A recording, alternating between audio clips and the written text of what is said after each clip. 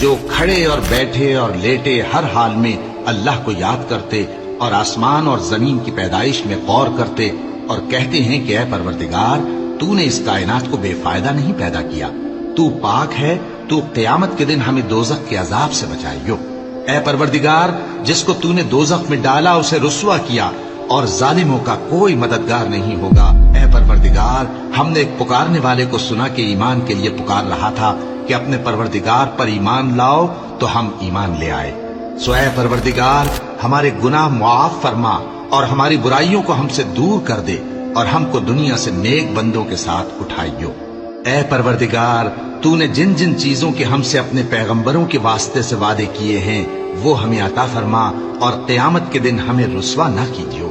کچھ شک نہیں کہ تو خلاف وعدہ نہیں کرے گا۔ تو ان کے پروردگار نے ان کی دعا قبول کر لی اور فرمایا کہ میں کسی عمل کرنے والے کے عمل کو مرد ہو یا عورت ضائع نہیں کرتا۔